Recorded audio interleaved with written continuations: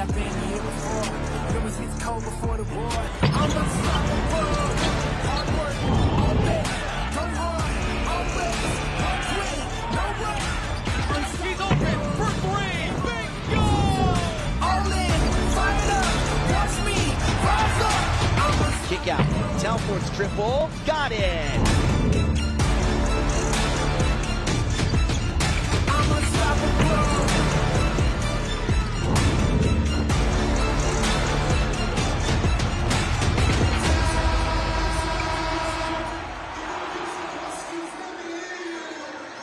And welcome to the Copper Box Arena on this Saturday evening, London time. It is the final of the London Basketball Classic presented by Inspirus Sports. It is Princeton against Northeastern with the inaugural title on the line here in the UK capital. Yes, hi everybody, good evening London time, good afternoon US time. It is Mark Woods alongside Mike Tuck, and there's just one game remaining from this tournament, and what a few days of hoops we have had here. A great advert for NCAA basketball, and now we have 40 minutes to decide the victor. Which of these two teams will be heading back home across the Atlantic tomorrow with a trophy in their possession? And Mike, it has been some great basketball up to now, and what an advert it's been for college hoops. But now you want the prize. Yeah, definitely. Like we said in that first game, you don't want to be that team that goes home empty-handed. And now, you know, here in this championship game, a chance to win it all, and the inaugural, you know, London Basketball Classic here. What a better night not to take home a championship. And that's the sixth meeting all-time between these two schools. The Huskies, Northeastern, 3-2 lead in the all-time series. But, you know, coming overseas, all these coaches have talked about the value of this experience to their players, both on the court and off the court for this. But you know, again, it's early in the season. You have a chance to go into a tournament-style atmosphere and produce and get something tangible for it, which is incredibly valuable as we look forward to the rest of the collegiate season. Yeah, that's it. You know, obviously both these teams are in season right now, but this is non-conference play. So a chance for these teams to see a few different teams from different conferences, a few different looks, and, you know, a chance for them to kind of prove themselves, to work on some things and go against, you know, some other teams that are kind of at the similar level of them. This is kind of a mid-major tournament, obviously Princeton being a bigger name school, but a great chance for both these teams to gain some experience, especially across the pond here in London. And Princeton on the court at the minute, just preparing to come on.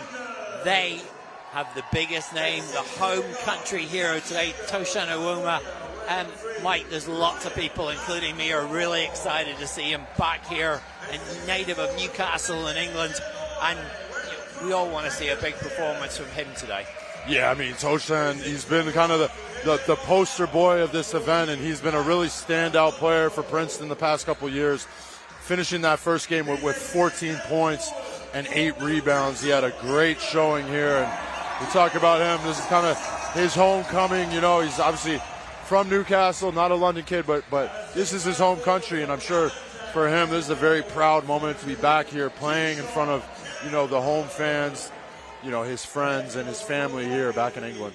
Yeah, Thursday night we had two terrific semi-finals. Princeton beating Army 74-66. Northeastern coming through an overtime classic against Manhattan, who, by the way, earlier, if you weren't watching us, came third with the victory over Army. And speaking this morning to Princeton head coach Mitch Henderson, he said, you know, the great thing about the third place game is that he wanted to get a lot of his players some game time. He wanted them to experience this, test themselves out. This afternoon is very much focused on maximizing, I guess, his regular rotation and getting the victory. Yeah, you know, you want to start building some momentum heading up to this conference play right here, and these games are the perfect place to do it. And obviously, we talked about it before, you know, some of these teams will be going into postseason play in a similar style of like a tournament play where you're playing, you know, multiple games in big arenas and multiple days. So This is a great little practice setup, a great testing ground for both of these teams to kind of get used to that and build some momentum as we head up to Coach Conference play. And Northeastern, they've had a packed schedule over the last few days. Obviously, they had the game on Thursday, but they've been able to get out and see old London town, see the sights, do lots of great off-court work. And we can't stress this enough. Yes, this is about basketball, but it's also about giving back. And everyone's had an opportunity to do things, to meet young kids, go and visit schools, go and visit groups, and really learn, I guess, from off the court of the impact that you can make as a basketball player. Yeah, it's such a huge part of the NCAA experience. When I was at college, we used to go to food halls and places like that and give back to the community, and that's what these kids have done here, but able to immerse themselves in a different culture doing that as well. And for Princeton, they've had their players out at different events as well. They've really tried to take advantage of all that London has to offer in conjunction with Inspirus Sports and their foundation to make sure that their players get something out of this trip. But now it is about the game action. Your starting lineups here, Northeastern, come on the floor. They go with a 3-guard lineup of Glenn McIntyre, Harold Woods, and Jameel Telford, who was terrific in the semi-final. Their bigs in the middle are Kachi Waga and Coleman Stuckey. As for Princeton, the backcourt of Ryan Landborg against Matt Aloko, and that front line of Caden Pierce, Keyshawn Kelman, and the crowd favourites certainly this evening, they're all Ivy League first teamer and player of the year from last year, Toshan Awoma. They will want to put on a show for him. He's taken them around the town, but ultimately now it is about victory. It is Princeton in black and Northeastern in white with the ball in this first possession of the game, of the championship game of the London Basketball Classic. Stripped away by Telford.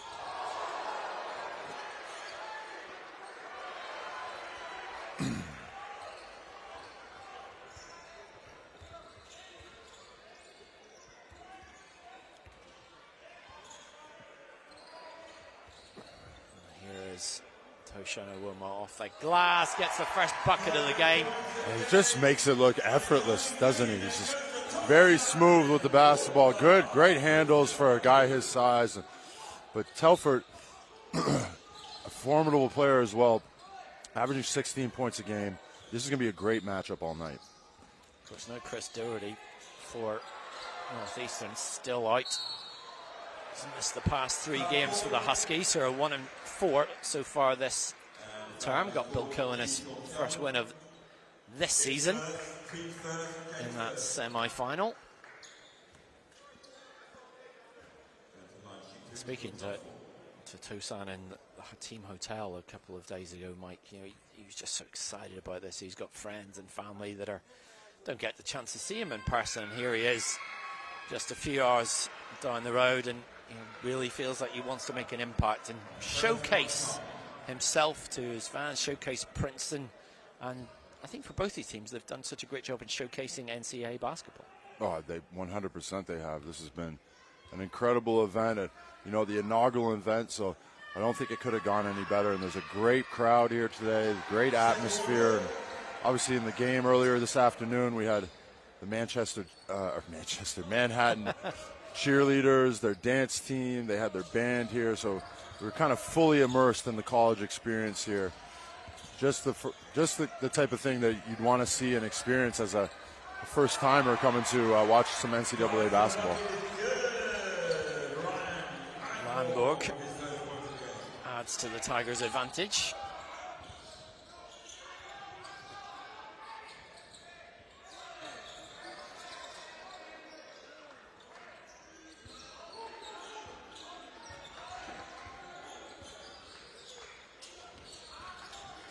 Harold Woods, the feed at Telford. Offensive foul is the call.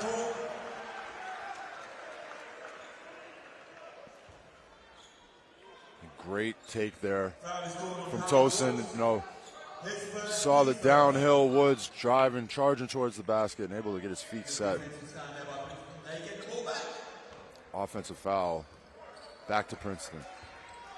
Tigers 3-2 on the season so far. And really a good, great defensive team, just giving up 69 points a game.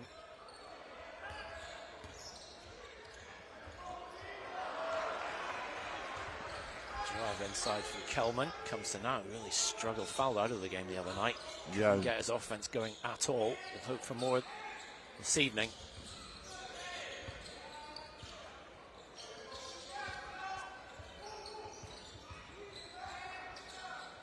Jumper is good for Harold Woods. And Woods there making the defender pay after going under the screen. Give him a little bit of space, and he had the confidence to pull up for that three. Landberg into the paint, gets the finish. Nice soft touch from Lambert there. Breaking down his defender from the top, switching hands in midair, and a light finish with the left hand. First foul against McClintock.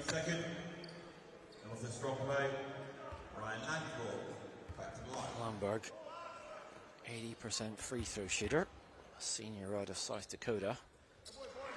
Gets the three-point play for 5 points.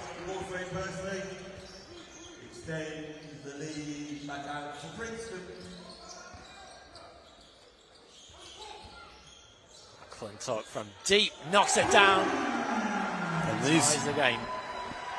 another three from Northeastern here. The defenders keep going under those screens, and Northeastern is making them pay. McClintock's so good last season. 40% three-point shooter. There he is with a tough defensive play. Looks for the break off balance. Gets it off though. Telford comes into the lane with a floater. Great execution. Lots of poise. Love that. Yeah, poise is the perfect word for that play right there. He's a very balanced player. Doesn't rush. Takes his time. Nice little teardrop over the defense.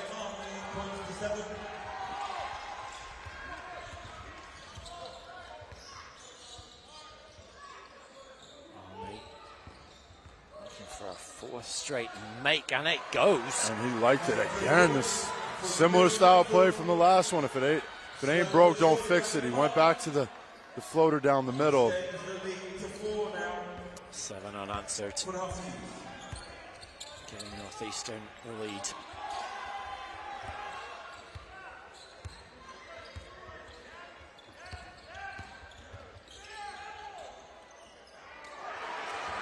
Under the finish. Nice finish from the big man. Like we said in that, we didn't really get to see the full array of Kelman in that last game. Foul trouble kept him to limited minutes, but looks like he's ready to play tonight.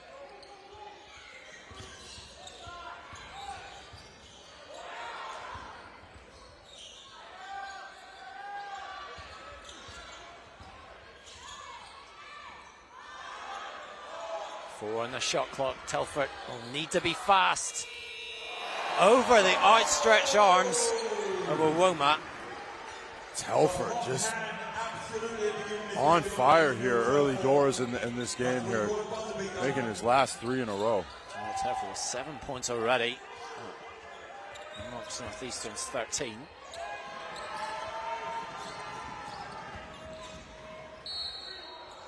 The lane opens up there for Ryan Landberg. He's closed with a foul. Nice little jab and a pump fake action to get Stuckey on his heels, and a little bit too much contact going downhill. Sends him to the line for two.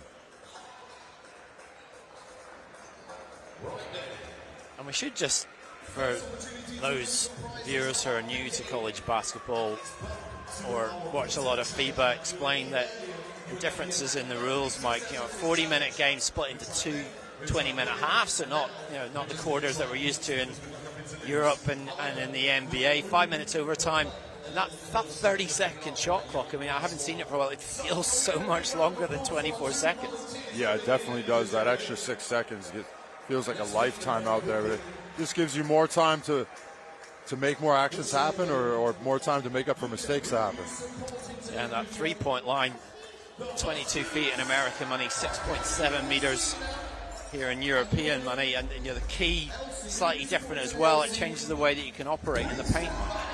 Yeah, it all affects the spacing of the game, and it's interesting to see the different rules on different levels. But yeah, the 2 20-minute halves, but a completely different flow to the game as well. Coaches there talking things over, just getting things right. Still early in this game. So much experience in Bill Cohen for Colonial Athletic Association Championships, 2 appearances in the NCAA tournament, over 500 winning percentage as a coach in his time in Boston with the Huskies.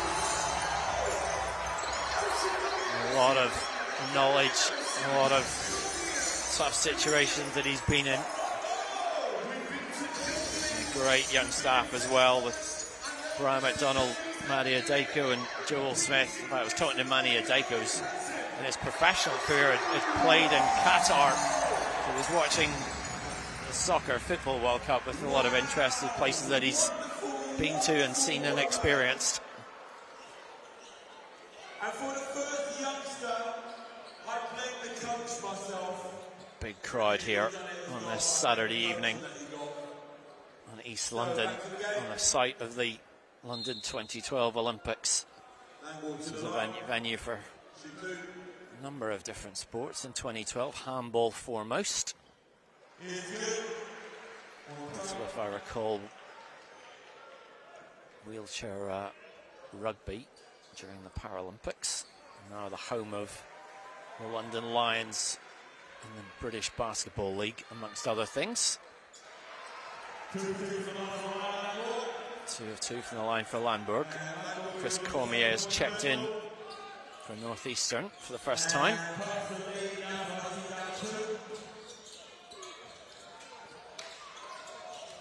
Telford into the middle, the finish from Pierce.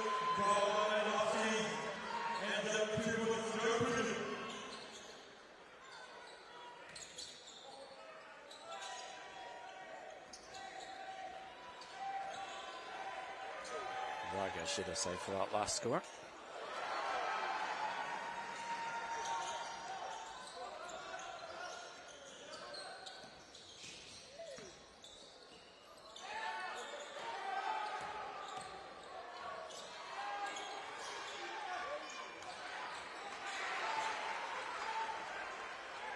Good defense there from Pierce, making them work for it. Unable to connect down on the other end. Northeastern have connected on 6 of their last 7 shots. Pridgeon looking for a second basket in a row. Stopped in his tracks, gets the offensive board. Getting a little bit of spice, a little bit of sauce there on that play, and even though he got blocked, stuck with it, able to finish for the 2. Big point of emphasis for Mitch Henderson today was not letting Northeastern get early baskets in this game, but they're the team that can struggle on offense if they're allowed to. If they're not allowed to get going in that first half, and so far restricting Northeastern.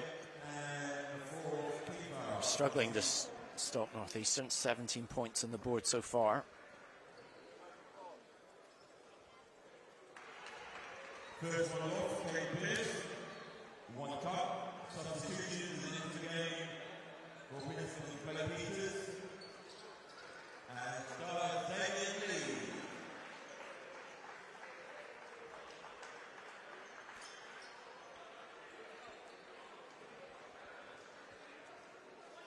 Caden Pierce to the line. After that foul by Waga. Yeah, talk about wanting to slow them down from scoring, but they're able to connect on a number of shots here tonight. Only averaging 62 points a game, where we look at Princeton, they're up at 76 points a game. But Northeastern not struggling to put the ball in the basket early doors here.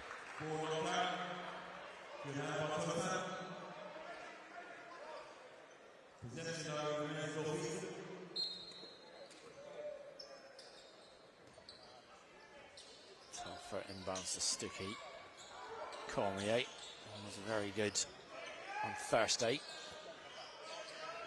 Pridgeon.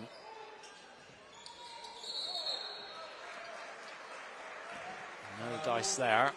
Foul off the ball. Pridgeon calling Metcalf out of the paint to come do a screen, but moved his feet and moving screen violation. First foul on Colin Metcalf.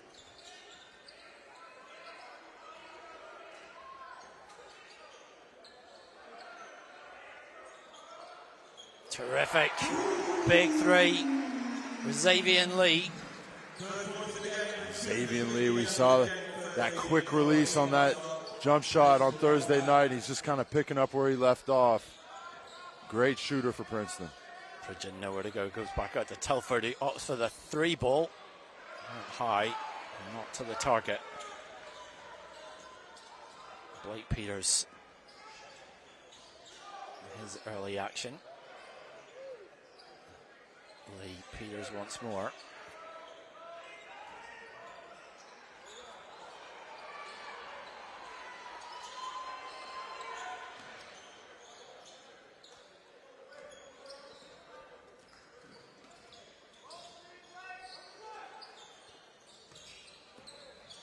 Telford underneath, tough score. Physical basket there from Telford, taking the baseline drive and able to finish through traffic. 15 for Princeton, 19 for Northeastern.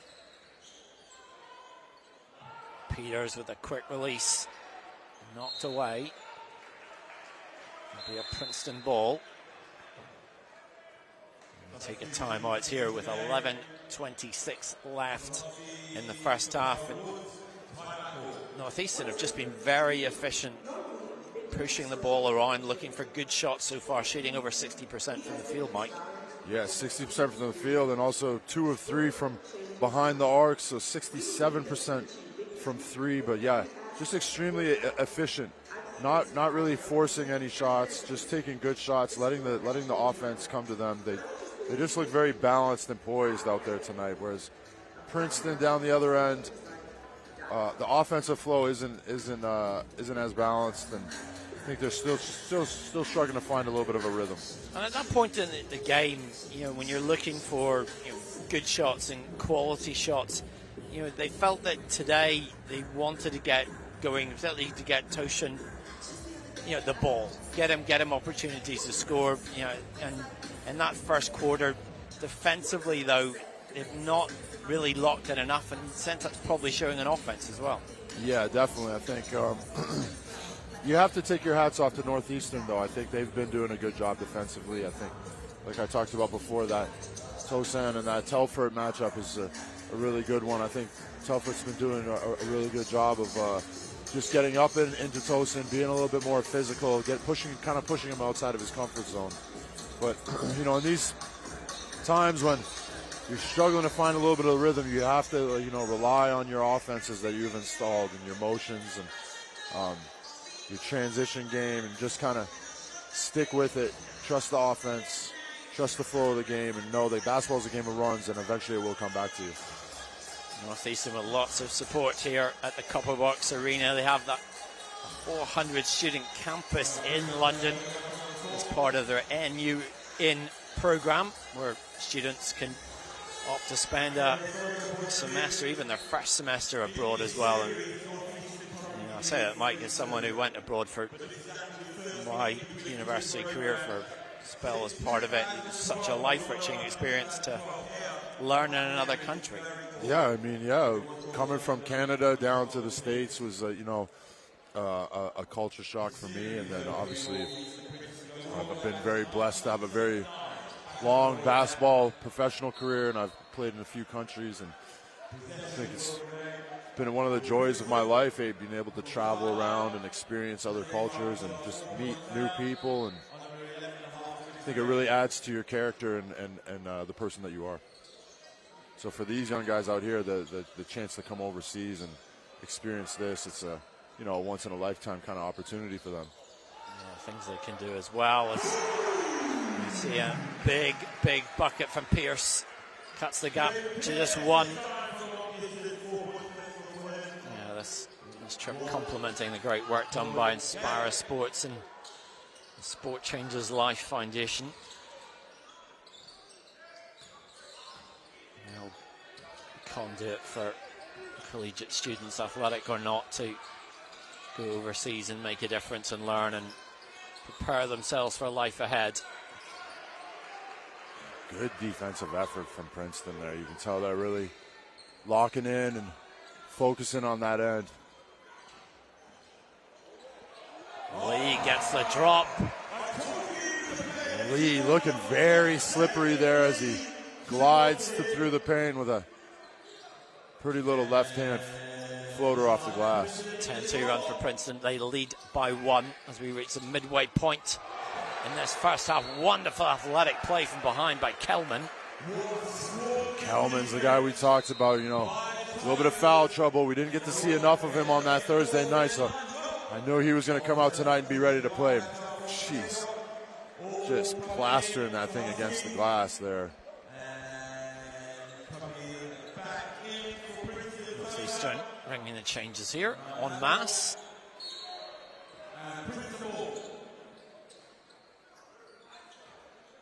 McClintock, who's returned, guarding the ball.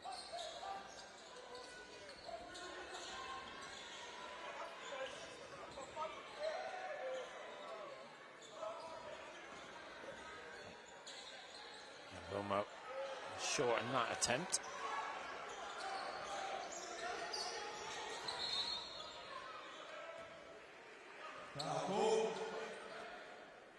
Foul against Lee. Picks up his first foul. While attempting to stop the breakaway. Second team foul against Princeton in this first half. 5 against Northeastern. Lob pass inside. Wonderful cut. Great cut to the basket there. Kachiwaga takes his tally to 2. Lead exchanged.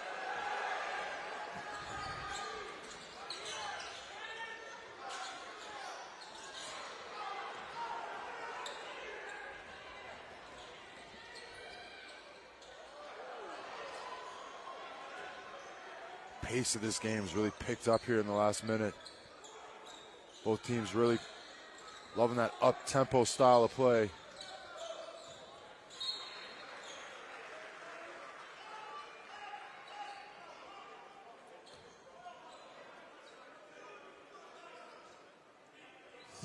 Jacob O'Connell checks in for Princeton in place of Keyshawn Kelman.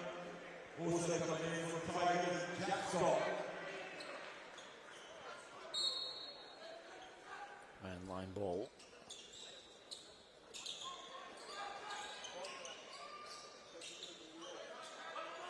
McClintock off the screen. Went for the return pass. And kick ball is the call.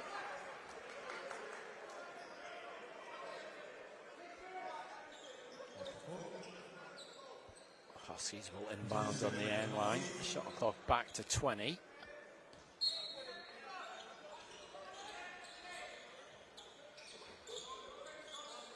Telford guarded by Awoma. Oh, so the hook shot, lovely. Old school shooting. Telford, just like we said before, just very balanced, very poised. Doesn't take a lot of bad shots, and he's 5 for 7 on the night, having a very efficient outing. First player into double figures with 11.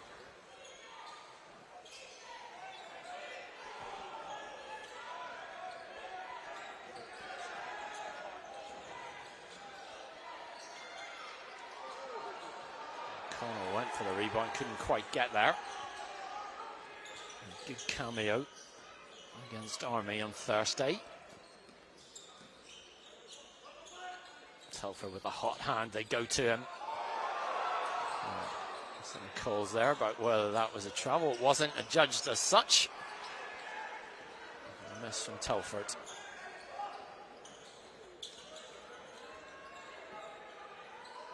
Roma from the corner.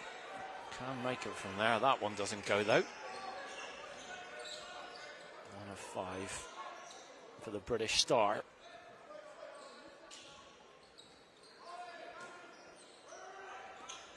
McClintock working his way in the lane. Thought about almost trying to draw the foul. Goes at Harold Woods, goes inside at speed and gets the drop. 5 points he has, and with that, the timeout is called. Nice play from Woods there. You know, he's a guy who's doesn't shy away from the action, and athletic play down the middle. He's got a good surname. Great surname, I would say. I would say good, not great, but it's just my opinion. No, you're called Tuck. That can be many things. These two teams, of course, back in action when they get returned to the States. Princeton just to wait until Wednesday night. They play Kern, 7 p.m. And as for Northeastern, a little bit more of a break for them. December the 2nd, they head down to Atlanta to play Georgia Tech. A 7:30 start for that. You should be able to follow that via the team's websites and wherever else you normally get your college basketball. Well, lots going on the court here. While the coaches talk things over, Bill Cohen there in his huddle like you saw. Coach Cohen, 17 years with the program. Legendary coach up there in Boston. Very well respected guy. He's probably seen and done it all. 261 victories he's had in his career. Really wants his team to soak up a tough non-conference schedule this year to be ready for the start of the conference schedule. He feels that will battle test them. He knows that probably that will cost them some victories because it's harder opponents, but he feels it's a short-term play for a longer-term game. Yeah, 100%. Look at the team. Talk about battle tested. You know, that game on Thursday night going into overtime. Such a tough game, but coming out with the win, and that mentally for your guys, for your team, gives them that little sense of belief that they can do it. We got some action on the court right now. Some guys really breaking it down out there. Dance action, basketball action, we've got it all here at the Copper Box on a Saturday. Hope you're enjoying this game. We're glad you can spend your Saturday in our company, no matter where you're watching this and which side of the Atlantic or even elsewhere further afield. If you're a Huskies fan, you'll be enjoying this a little bit more just now. Just 5 points the difference, 7:12 left. It has been a battle of the first half so far. Northeastern looking for their second win of the campaign.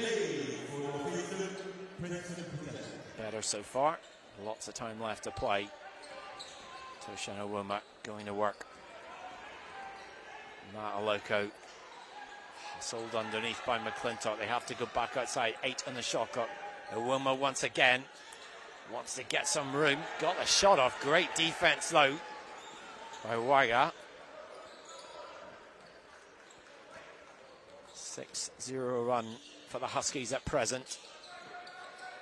Woods on the wing. Can they extend that run now?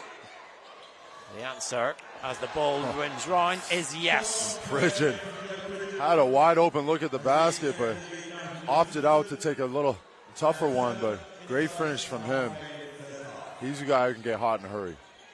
Joe Pridgeon struggled with his shooting in the first 4 games of the season, finding his rhythm here tonight. 4 of 7 from the field.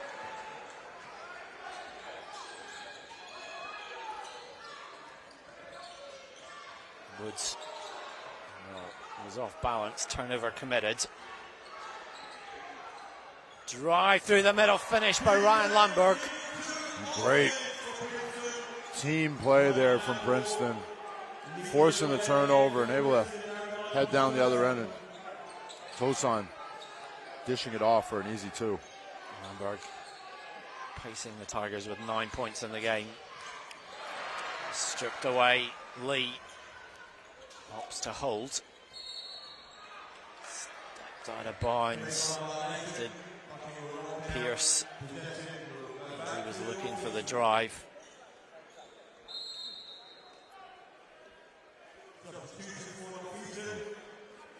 Coleman Sticky. Princeton. Fellow Canadian returning to the fray. That's it. It's good to see the boys out in full force here. Not even just fellow Canadian, fellow Ontario. There you go. Oakville, Ontario. Great start against him. One of only 17 married players in NCAA Division I basketball. Mike nods his head. Good piece of trivia. That is. I like it. Did your homework. Thank you.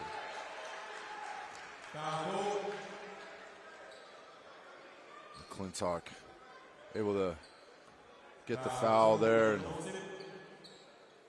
he's been a great player for Northeastern in this tournament so far. I really like his energy. He's a hard-nosed player and always seems to pull out the right play, whether it's for himself or a teammate. Transferred last year from Air Force over to Boston. Junior out at Kansas City. Another player who's struggled a little bit with his shooting earlier in the season. Knows he's got better within him. One of two there. Good hustle there from McClintock. Not able to convert on the rebound there, but so much hustle that he introduced himself to the courtside seats. He did. And down to then, sure. Up close, appreciated it. Up close and personal. Networking. And sweaty. I didn't want to say that as well, but that's true. Kelman gets his second bucket of the game for Princeton. Inside 5 to play in the first half.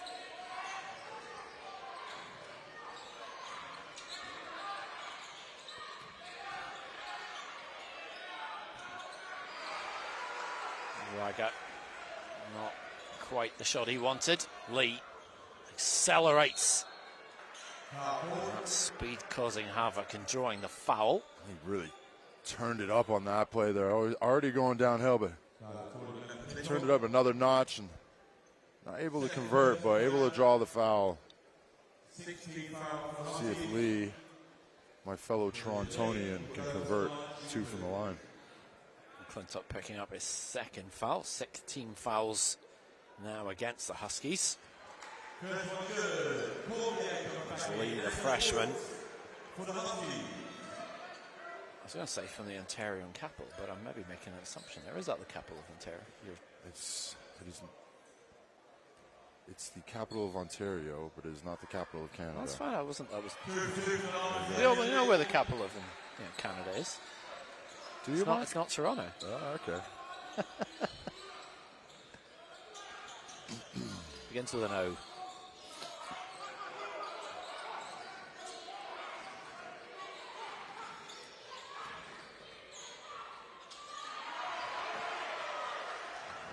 Offensive struggles continue for Nagua.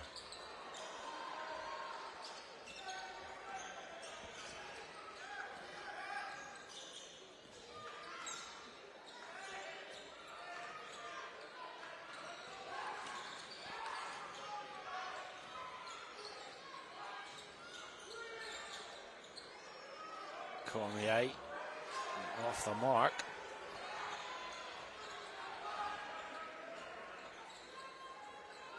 Princeton just playing with a little more patience and poise now. Until then.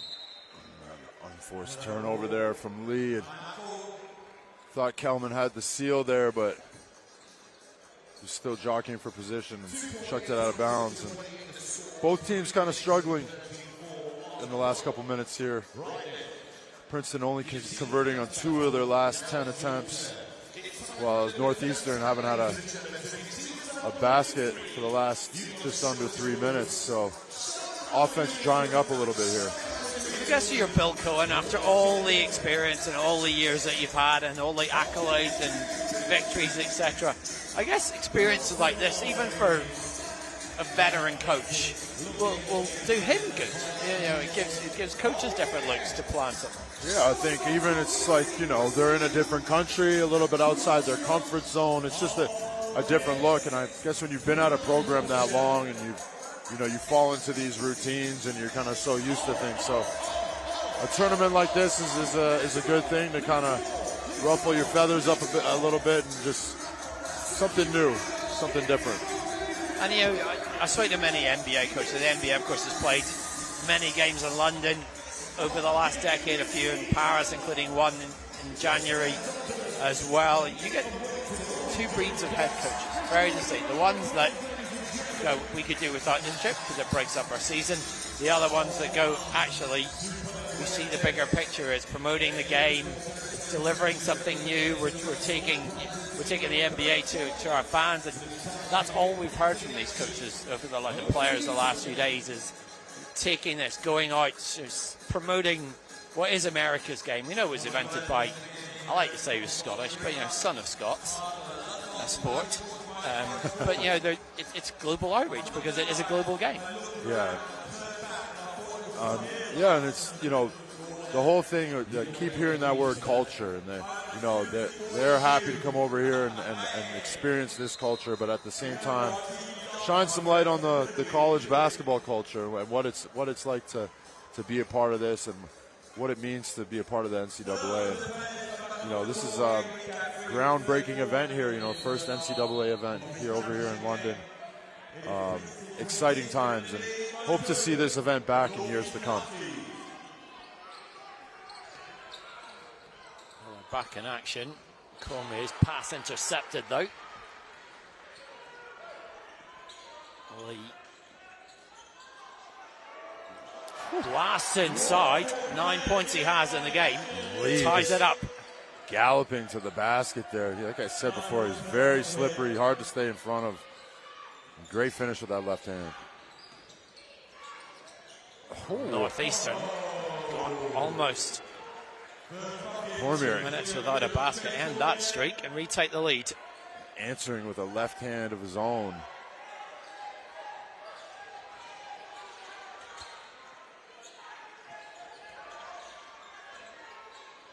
Lee guarded on the wing by Turner. Got the shot off.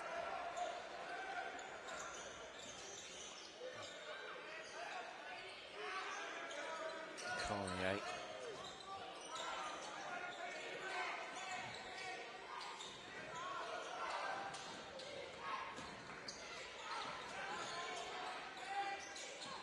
Shot clock's at 10. Telford backing and using his body. Defense holds.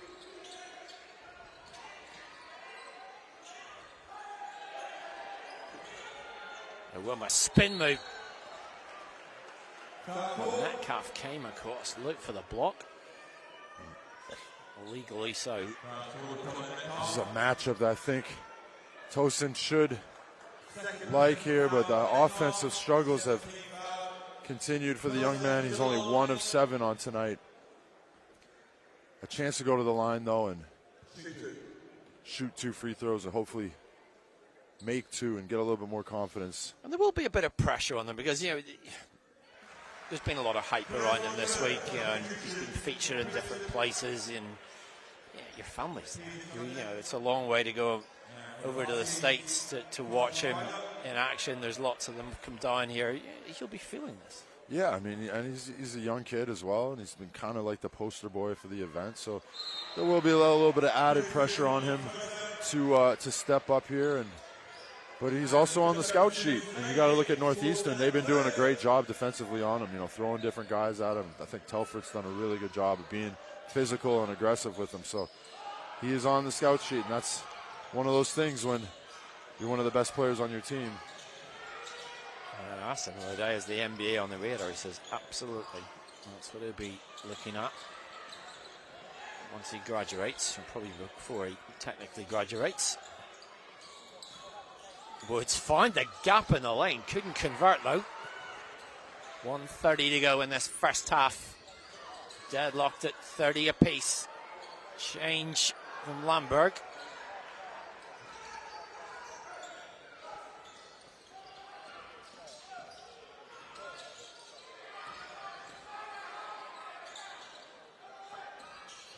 Telford.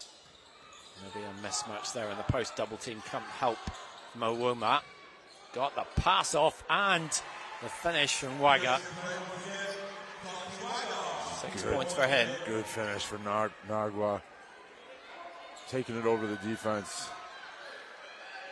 Into the final minute now of the first half.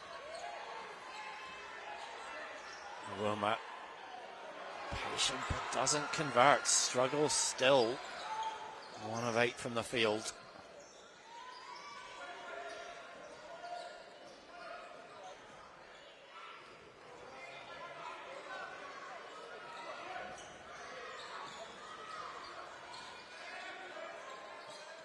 Woods long range shot clock is off now. 20 seconds left.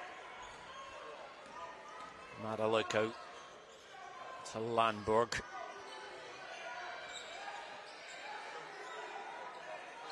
Roma goes into the paint. 6 seconds goes. Spin. They go outside. And it doesn't go for Peters. And at the end of the first half here, in the championship game of the London Basketball Classic, it is Northeastern University leading Princeton by 32 points to 30.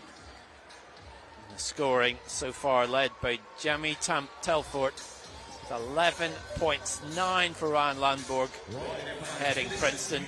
And defensively, both these teams probably will be, they've done okay, but it's been shooting struggles at spells that's kept this close. Yeah, I mean, Northeastern are probably just able to capitalize on a few more opportunities on the offensive end, and you know, you look at the offensive struggles of Princeton here, the ball just not flowing as well. I can see some of the highlights here from the first half. Northeastern really got going early. Yeah, and that all started off of the heels of Telford there. He really had, I think, 3 consecutive baskets early on, and that really kind of spurred them, gave them the confidence to get going. 7-0 run early on. So let's have a look at the halftime entertainment here. The man you can see on the floor there, just disappearing up court, is Dave Hopley. He is, if you don't know Dave, he is one of the great shooting performers of all time, a shooting maestro. He coaches so many top players. Was a shooting coach for the New York Knicks, and a few times over the course of this week he's been trying to break his own world record for the amount of free throws made consecutively. So he called it this morning at 26 in a row. Can you imagine that? Making 26 shots of any kind, but 26 free throws. He is phenomenal. Let's see how he goes here. It's incredible, and he was mad because he said he could have got 27, but one of them rimmed out or hit the rim and did the toilet bowl. So. Well, he's brought someone out from the crowd here, and what you need for this is a good pass back out. It's all about rhythm. Free throws, you want to get something done right. So I think they're getting our friend here to, I guess, get the passing right, because you need that. I think Dave might be getting set up here. Well, I don't know. Like Dave's showing them the technique here. All right, here we go. So this is the fan who's in the front row. Dave, I don't know what Dave's doing. Dave's holding the ball up for him. This is our kid out of the crowd here. Look at this. We'll see what he can do. Or is there something that we don't know about here? Certainly couldn't pass the ball. Let's see, can he dunk it? Oh, yes, he can jump. Okay, well, this is maybe not an ordinary fan. It's impressive for just a fan out of the crowd, isn't it there, Mark? Yeah. Dave normally the one who's making the baskets on these halftime shows. There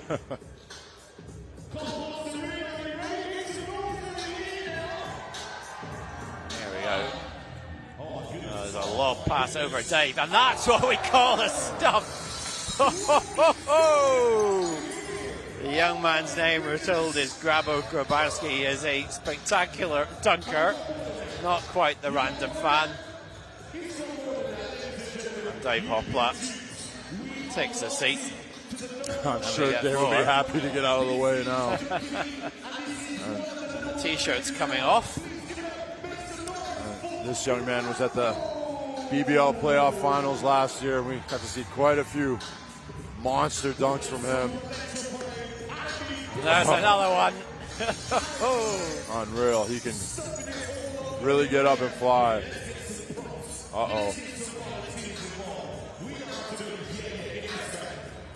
Now we've got another random out of the crowd coming to help him.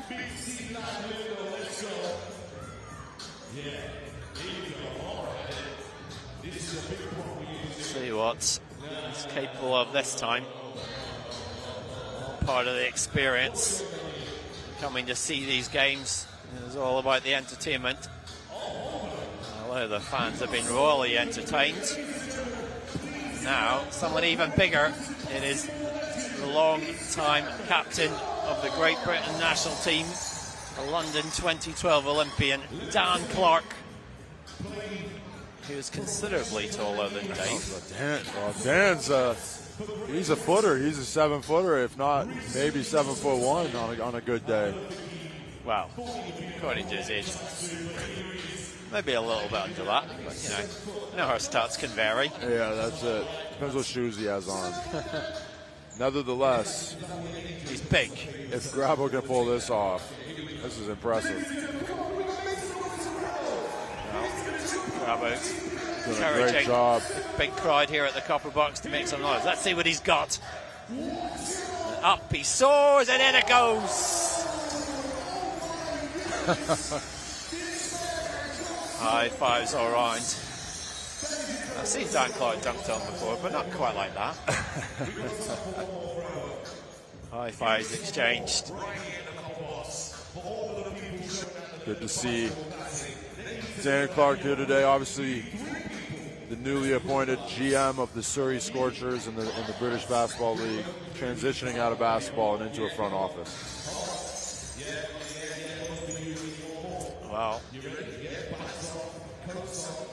going to get some different looks on the floor.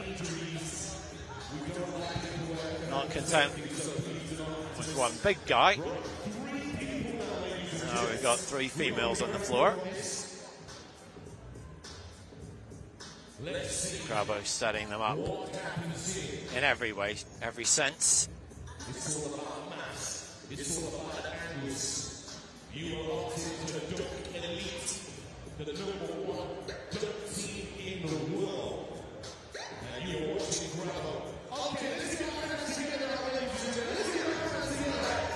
has not just one target, he has not just 2 target, he has 3 to clear. Whoa! Oh my God, this kid can just absolutely fly, making it look effortless. Unbelievable. Whoa! That is something you do not see every day. Grabo, jumping bean. Poses for the Pieros. So that has been some cracking halftime action. Hope you've enjoyed a little slice of what everyone else is enjoying here at the Copper Box. But on the court, in the championship game of the London Basketball Classic, is Northeastern holding a 32-30 lead over Princeton. We'll be back for the second half in 6 minutes' time.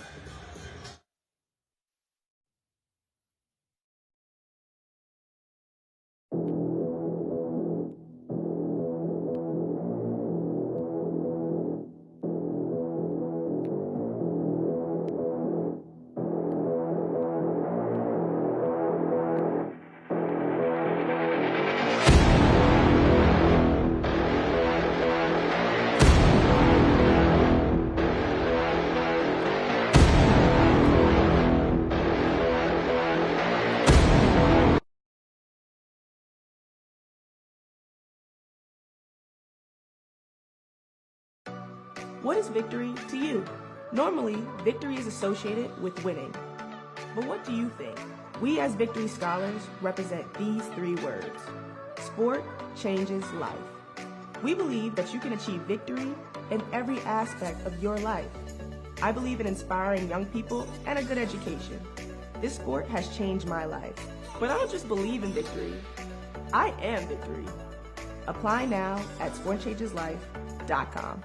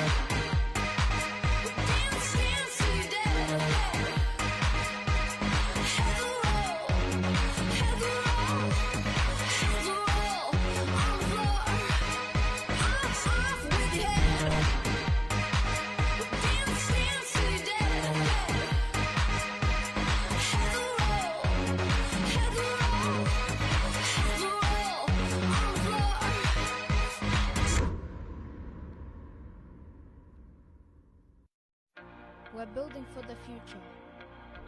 We're here to shape lives. We're making an impact. We're making a change. On and off the pitch. Because we are a family and we take care of our own. For Eileen, that's friendship, a way back in from the cold. I was in a very bad place. My marriage had broken up. I had really bad depression and anxiety. I nearly lost my children, really, because they just didn't know how to cope. Everyone has their breaking point, and I certainly hit mine. It's kindness, it's warmth, it's friendship.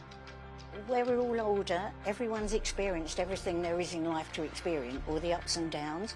So whatever's happened to you, you'll always find someone that you can speak to that's been in a similar position. We've done really well with some elderly men who've lost their wives and been lost, really, and then they've tried to get their lives back together.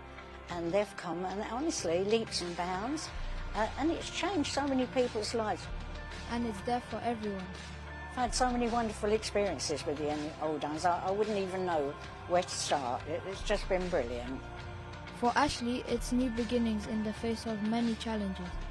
Background and growing up, I guess it was hard because I'm not from, so to say, a privileged background. English wasn't my first language. And coming to this country, having to learn it quickly, I struggled with education, like throughout my primary school years. It's a path forwards, a platform for a prosperous future. Being able to give young people the opportunity when they thought that they didn't have it, it's just like special to my heart. And now she's looking forwards, not back. And for Frankie, it's the love of the game. Before this, I didn't have much opportunities anywhere, to be honest. Jim brought me in last summer for the second chance scheme because football wasn't really going my way. I'd been on trial at a few clubs and it wasn't really working out. It's the chance to fulfill a dream. I came in, worked hard for a month or two, just kept my head in the game, played, and I got my opportunity. So for any other young footballers that want to do it, if you just work hard and you keep motivated, then you'll get your chance. And this is the next step in his journey. So right now it's all about keeping up my fitness and then taking a chance when it's ready. Because a lot of clubs have been asking for me to join, but I'm just waiting for that right time, that I'm peaking my fitness, making sure I'm steady on all my little attributes I need to work on, and then going for it. This is our family. This is our future. This is our foundation.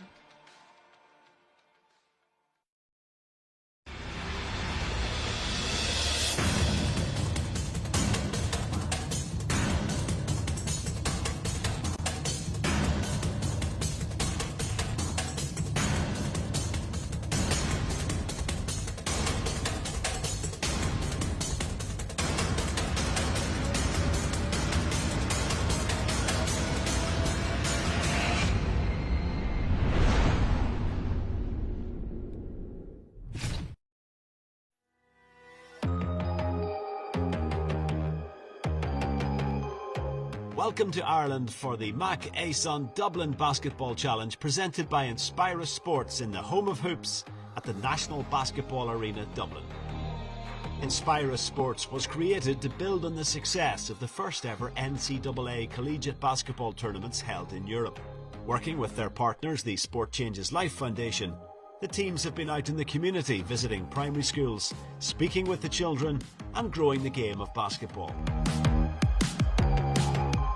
This was really cool, interacting with the kids here. Videos, TikToks, dancing. They just were really, really excited, and that's a big part of it too, is just seeing the smiles on their faces and building that connection and realizing the importance of just the effect that they can have through the sport itself.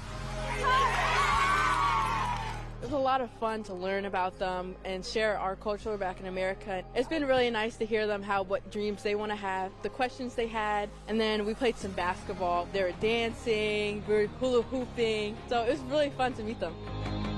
It's an opportunity for us to give back. It's so much bigger than basketball, and having an opportunity to come to schools and interact with the youth, being able to create some special memories. Maybe a message will stick with them and help them achieve one of their dreams and goals.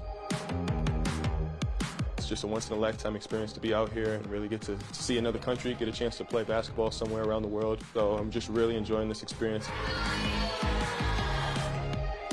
That's what it's all about. It's about inspiring future generations on both sides of the Atlantic. This week it's Dublin, next week it's London, showing our young people that their future is filled with endless opportunities. This is just the beginning for Inspirus in their global strategy to reconnect the world through sport and education, and promote their mission to inspire us all through sport.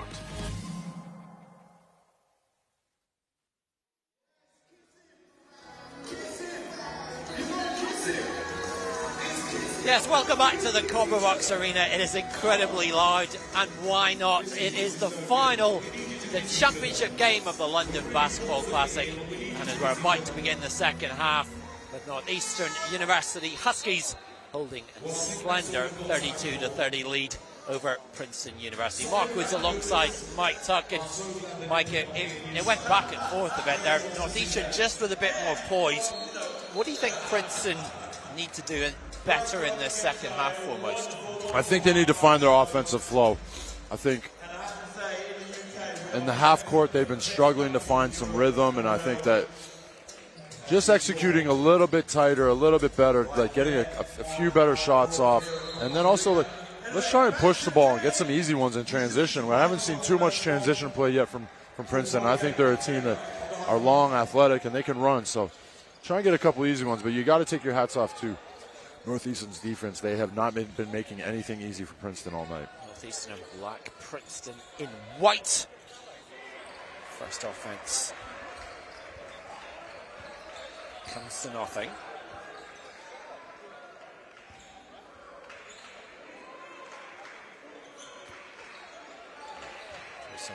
Feed inside. The finish with venom by Keyshawn Kelman. Oh my Lord, Kelman with vindication there, just bodying him down underneath the rim and finishing over top. So ties the game before you even say that. Amazing move from Telford there. Great answer play. Going right back at him, spinning. Nice finish off the glass. Jamil Telford with 13 points in this game. And Kelman getting a little ahead of himself. Pridgett able to come up with the ball on the other end. Drive through the middle. Waga. The offensive display. Finishing down the middle in transition. Kachi Waga. 8 points. And 10 rebounds.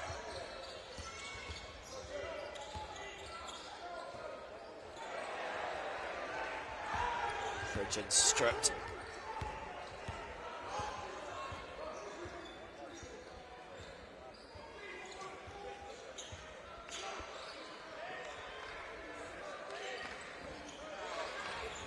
Almost a turnover.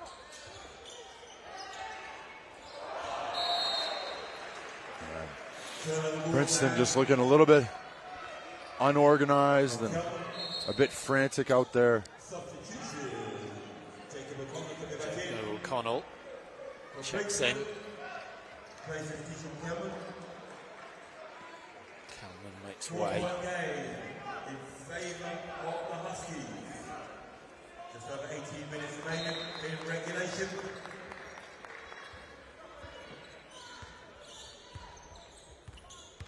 Clintock, who's been very calm and collected as the playmaker for the Huskies. Here he is. Shot clock goes down to 10.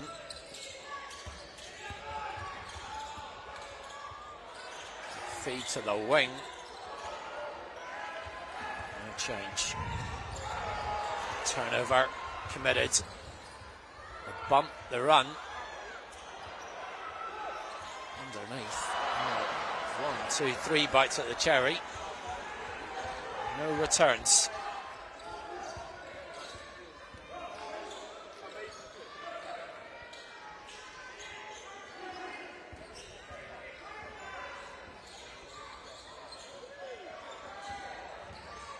Roma. Good pass. Connell got the airtime. Couldn't find the net. Both teams struggling to put the ball in the basket right now.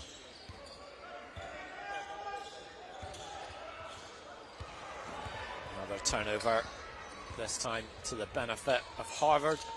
Princeton, rather, pardon me. Cardinals didn't getting those two mixed up.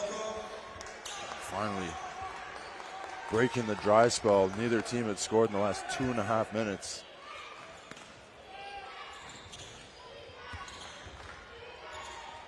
Telford absolutely kind at the other end.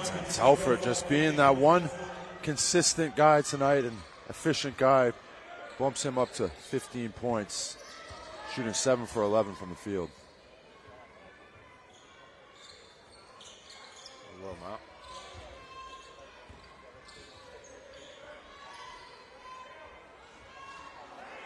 Corner shot from Pierce. A little too much on that. Still Northeastern lead by 4.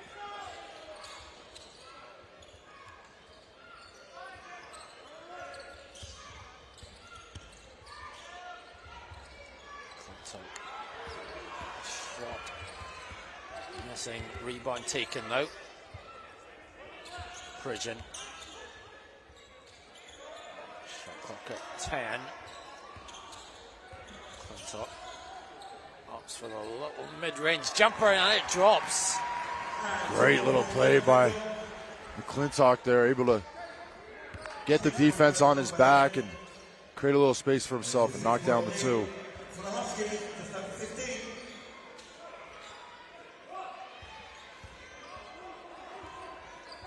Oloko gets in the lane, the kick back out.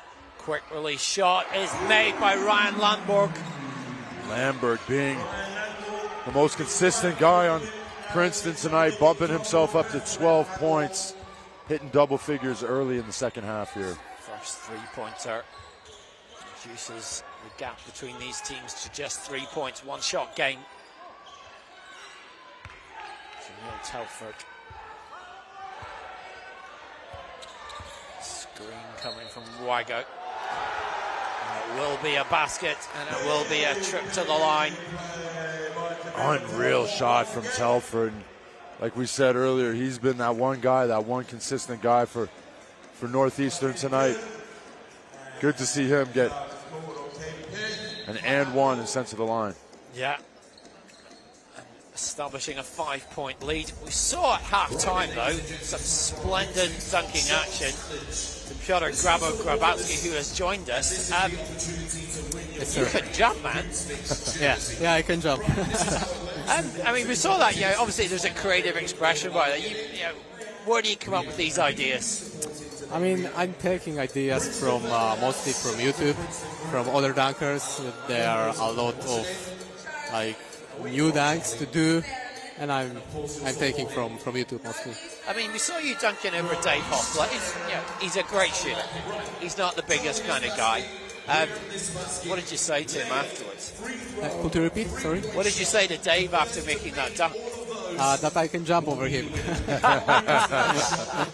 And then we saw you jumping over 3 people at once. Yeah. I mean, some of this, but we're going to see some of the clips of you in action here. This was the just over 1 person. It's easy. Dan Clark. Easy to miss. Who is a big guy. Yeah. Would you say, Dan Clark is 7 feet tall, or just under 7 feet. Is that the tallest person you've ever jumped over? I mean, I've jumped over ex-NBA player who was a little bit higher. Okay. So it's easy job for me. What's it like, this atmosphere with the crowd here when you can come in? I mean, people are just loving seeing what you can do. The crowd is amazing because always helps me during the dunking, gives me the power and you must need a lack of nerves when you're going over 3 people there. Yeah, that goes slightly wrong. That's badly wrong. Yeah, thank you. But I can't be nervous before dunking because I make too sure that I will hit the first dunk. Sometimes I miss the dunks. But it's the part of the game. Tell us about, on a weekly basis, Grabber, how much time do you spend working on these things? To be honest, I'm a dunker from 10 years. So 10 years of hard work, 10 years of dedication, every single day. Yeah. And when you're watching, who's your favorite dunker? Who's my favorite dunker? I can't say that it's my favorite dunker, but I can say my top 3 favorite dunkers is Jordan Kirganon, Rafał Lipinski, and Justin Darlington from Canada. So it's my top 3. And then if we flip that round, who would you most like to dunk on? Sorry? Who would you most like to dunk on? If you could choose anybody that you could dunk over. I did a lot of dunks over NBA players like Donovan Mitchell, and probably over Giannis Antetokounmpo will be cool. I met him once, but I didn't jump over him. Yeah, he would enjoy it. He'd be fine. Grabo, it's been great watching you. Keep doing your great stuff. Thanks for joining us. Thank you, guys. Thank you. Telford converts. And it is a 6-point ball game. 14:20 left in this championship game at the London Basketball Classic, presented by Inspirus Sports. Shot off the glass from Kelman. This is its target.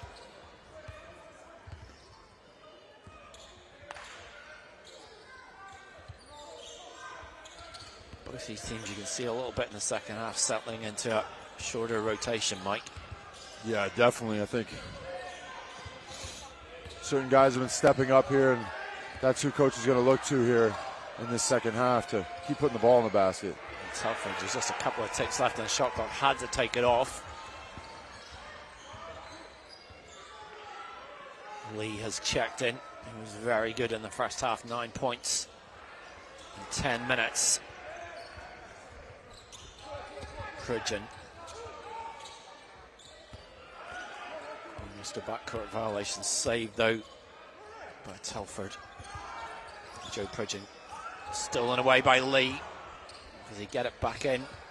Backcourt violation, a good hustle regardless of that. Yeah, great hustle from Lee there. Unfortunately, tried to save it, throw it back to his teammate, but it was in the backcourt, so backcourt violation called. But good defensive energy here from Princeton. You can see that they're digging in a little bit more. They're putting a little bit more effort on the defensive end, trying to create some more opportunities in transition.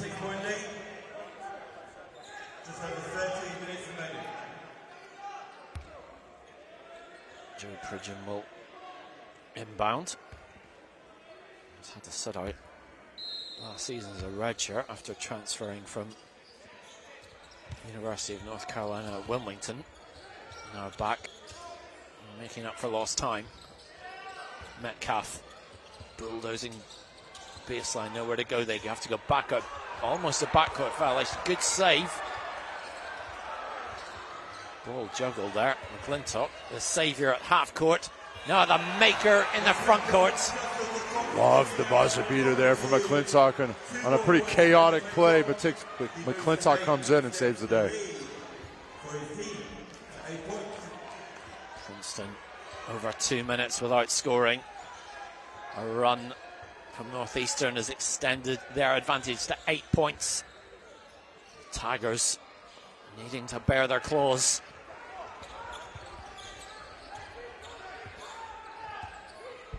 McClintock guarded by Lee. Northeastern really finding a rhythm in the midway part of this second half.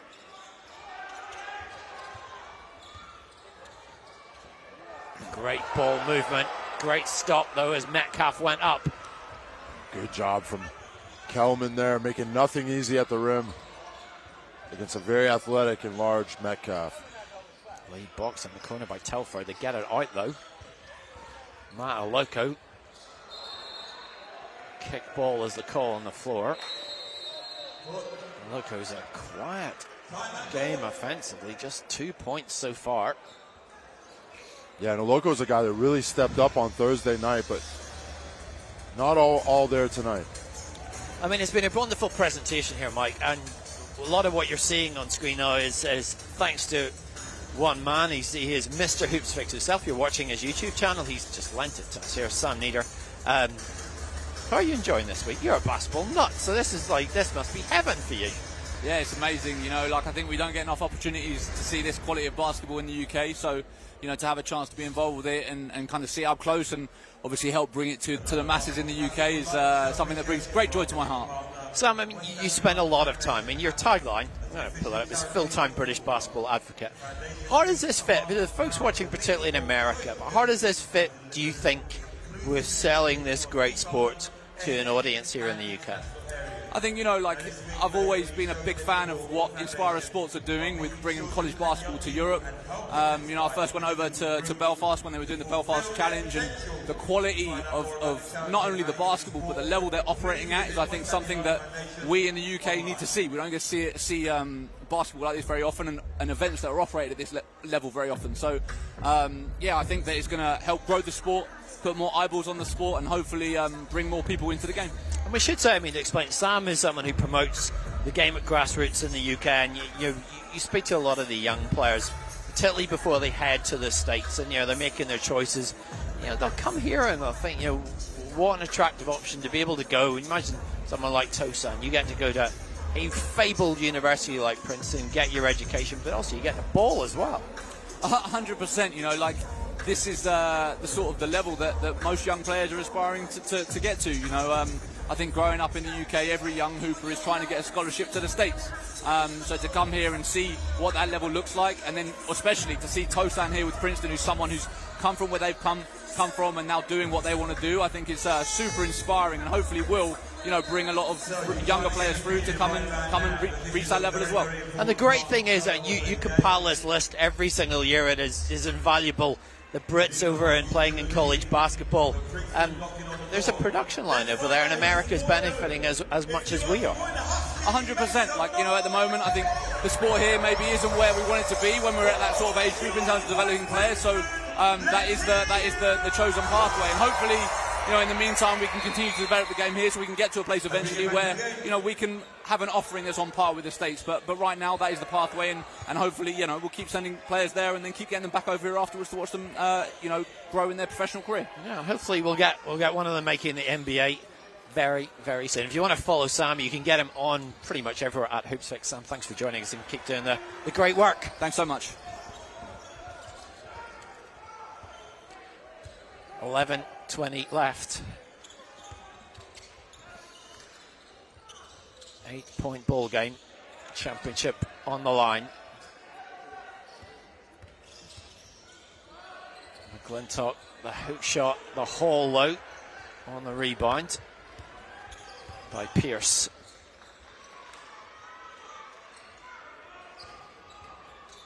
Here is Tosan. Struggle with a shot today. Looks to turn provider.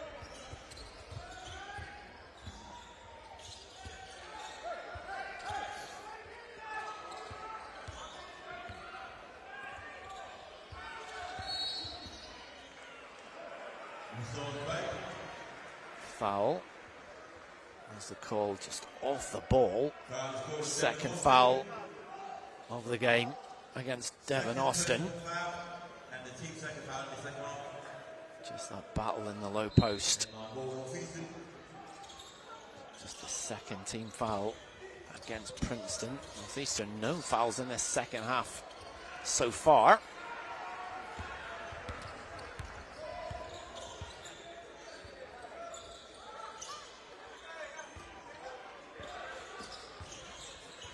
Aroma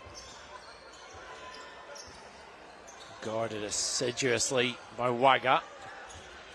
Gets the better of that exchange. McClintock, chance to break 2-on-1. Back to Woods. There's the up and under. No change from Northeastern. Caden Pierce with a stutter step went into the lane. Lost though. There was a chance of a fast break. Joe Pridgeon was way up the court at high speed. It's scramble on the floor there. Bit of a scramble all over the place. Both teams kind of struggling to find a rhythm here. As we head under 10 minutes. 9:42 left in the game here. Bit up and down. I think both coaches will be wanting to get a set offense going, get some of the key guys going. Obviously, tough travel call on Telford there, but Telford's had an outstanding performance tonight. Sitting at 18 points, leading all scorers, 8 for 13. If we look over on the Princeton side, Langberg with 12, but no one else really getting it going. We've seen some few bright moments from Lee, but really Princeton kind of struggling to find that offensive flow throughout the whole game. Yeah, missed the last 6 shot attempts. Haven't scored in over 5 minutes. Defense is on top at the moment on both sides. Lee, feed out to Austin, picked off though. And not the prettiest game right here. McClintock's third steal of the contest. Being a master orchestrator. Really added a touch of calmness.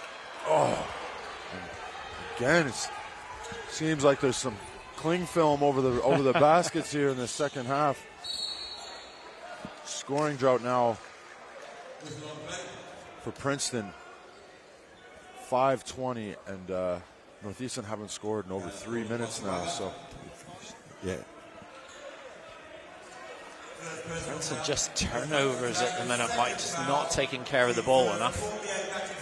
Yeah, just being a bit careless and a little bit too chaotic out there. Both teams need to kind of settle down, get the balls into a playmaker's hand, a point guard's hand, and let's run a set to get somebody open. To do with getting Tushan Owuma going somehow. 1 of 10 from the field today. I know what he can do. The quality of player they had. Lee on the floor. Owuma comes to bail him out. 6 in the shot clock. Surely it will be Toshan time here. Blocked though. What a block from Telford. Man, you've got to take your hat off to Telford. He has been just a defensive specialist tonight, especially on Tosan Owuma, playing super physical. 1 second left on the shot clock. A local pressing by to get the shot off to Landberg. Not made. Pridgeon lost it. Landberg, the beneficiary. 3-on-2 if Landberg wants to push it. They go to the corner. A loco. Rebound taken by Kelman. Will go inside. The hook shot doesn't go yet. Princeton making just 1 of the last 11 field goal attempts. 8 to play. 8 the gap. Cormier.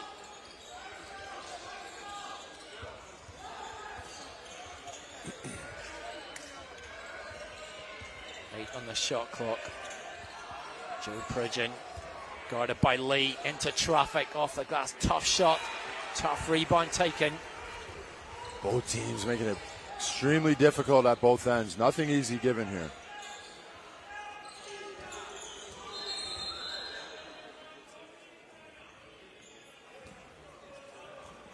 Timeout has been taken. With 7:33 left in this championship in regulation. It's been a wonderful London Basketball Classic. Mark Mulholland, tournament director, master of ceremonies, maestro behind all of this, has joined us. You must have enjoyed this week, but you must be exhausted. Yeah, pretty tired, but like you can't ask for anything more from these teams. They've been absolutely fantastic. We've got great tight games, and I think you can see the basketball on the floor has brought the crowd here on the Saturday, which is great for us. I just was coming up the stairs there, and a father grabbed me and says, "This is a great event. We're really, really enjoying it. The kids wanted to stay," and that's actually that's what it's all about. Trying to get more young people engaged in the game so that we can continue to grow it across the UK as much as we can, obviously. I mean, it's been a tough couple of weeks. You were in Dublin just a couple of weeks ago. You've had this tournament now, and effectively in Belfast. You've been to Dubai, this in London. What's the next step? Are you back here, or where do we go next with this? Yeah, the aim for us is to continue to grow this. This Classic Series can go anywhere in the world as long as we can actually manage the logistics of it. So it's just really important that the people come, they enjoy themselves, and I suppose for us, our strategy and Inspirus is to make sure that we go back to those places. Obviously, just before COVID, we announced that we're going to Dubai, going to summer within the United Arab Emirates. That's our plan. Our plan is to take the next steps so that we can actually make and fulfil that and continue. It's very easy to get an A once. You have to keep getting those A's and keep delivering. So that's the purpose for us, and hopefully we can do that. And we've heard so much talk over the last 3-4 days from the coaches, from the players, from athletic directors, from everyone around these colleges, universities, about how much they've enjoyed it, but what they've got out of it, and particularly getting out of giving back and the community activities. And it really brings something extra to this rather than just games of basketball. Yeah, Coach Stowers summed it up really well to me in the locker room. There's a team that's been going through something. They have came through something together. They have built foundations here for the rest of the season, and they've done that actually not just on the basketball court, but going out and meeting local kids and talking to them. It was fantastic. I think all 4 teams have represented not only themselves, their schools, but their conferences really well, and their families as well. Obviously, they're wanting to make sure that they represent themselves. They've carried themselves amazingly, and we just hope that we've done them justice as event makers to make sure that they've had a great time. But by all reports, they've all enjoyed themselves. And one thing, I can't let Mark go without asking this question. We had Gareth Maguire, his colleague, on Thursday night, and we're talking about BBL team, British Basketball franchise in Belfast. You're involved in that.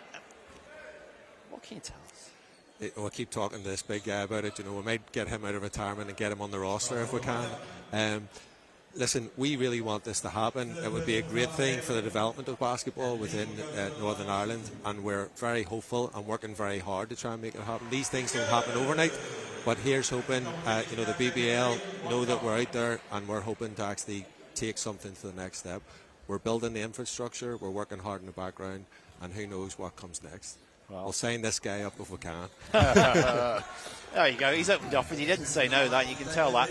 Mark Mulholland, it's been a terrific exam. Well done to you and all your staff for putting this on. Hopefully, we'll be back here again in London before too long. Thanks a million, and thank you two guys for doing a great job. Really, really appreciate it. Thank you for having us. We appreciate it. Let's get on with this ball game and see who's going to win. Exactly. 7:08 remaining. It is a 7-point goal game. Northeastern holding all the cards just now. Princeton will keep pressing, keep pushing. History, a small slice of history on the line to be the first winners of the London Basketball Classic. How much has Weiger done? 8 points in this game and an extraordinary 15 rebounds. Easily his career high. And a big play there by Tosin. Only his second field goal of the night, but they've been making him work for everything he's got. And it's got to feel good to see that one go through the hoop. Lead out. Double digits. Lee. He's so lively.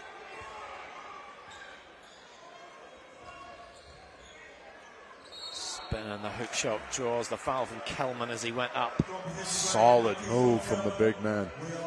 Driving baseline here, and then Nwaga bodying him up. Good spin to the middle. The extended arm makes the referee make the call. And a big opportunity here for Princeton, you know, in a game where there's been a bit of a scoring drought and they've struggled to put the ball in the basket. Every little point helps. So 2 free throws here from Kelman could. Kelman's been inconsistent from the foul line this term. Just over 50% free throw shooter. Man with quite the sporting pedigree within his family. Of course, cricket's such a big game here in the UK. His uncle Colin Stewart was an international player for the West Indies. Basketball, his trade of choice, though, as he looks to make the second. These 2 chances count, and he does. 7 points and 10 rebounds for Keyshawn Kelman.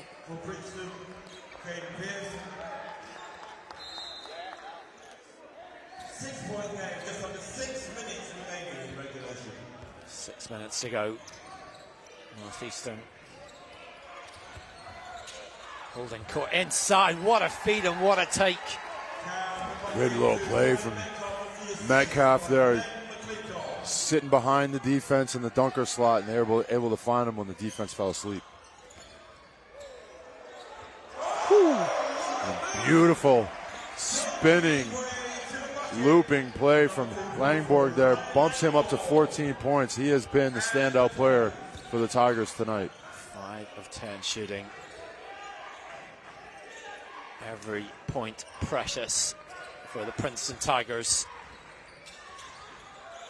From deep from Stuckey. Hope for the rule to be favourable. It wasn't. Still, though, a Husky ball. Great little play there from Metcalf. Able to reach around with his long arms and pin the ball against the Princeton player here as he steps out. Keeps possession to Northeastern. Those small, important details, moments of concentration and poise may make all the difference. 5 exactly to play in regulation. Nice defense there, protecting the rim. Nothing easy down that end. Ball swinging to Princeton here. Womack gets it finally. Only his 3rd field goal of the game. Couldn't have had a more timely shot here, cutting the lead down to 4. Princeton still within striking distance at 4.5 minutes left on the clock. Telford, the outstanding Telford short. A reset. McClintock is open. 3 ball does not connect.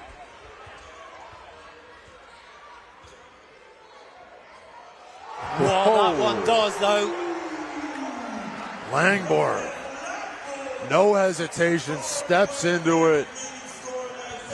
Feeling the flow, knocking down a huge 3 to put them within 1 point here.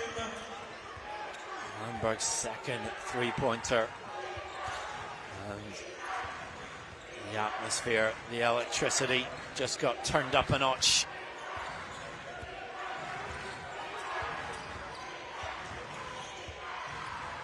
McClintock from the elbow. Almost 2-pointer.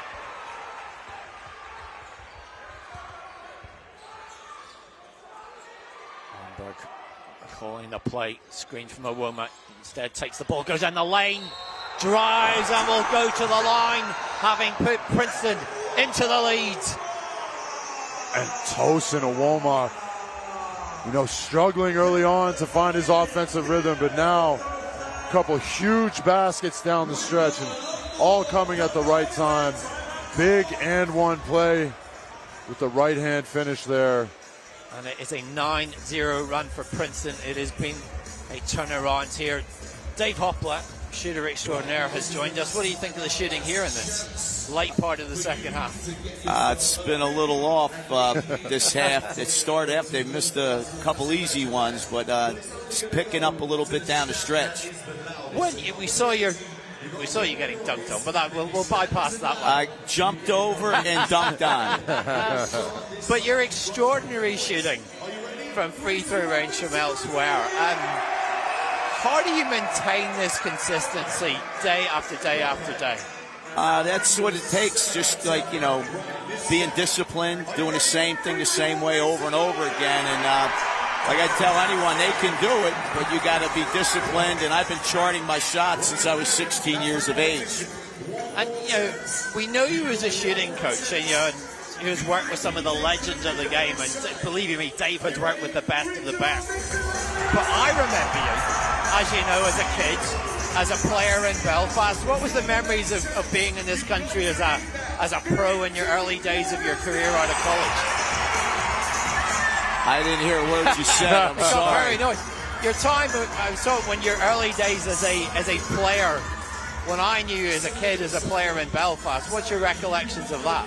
Well, some of the greatest years of my life been in Belfast. I mean, I was there during the Troubles, but the people were fantastic, and every opportunity I have a chance to come, over to Belfast or over to England, I jump at that opportunity.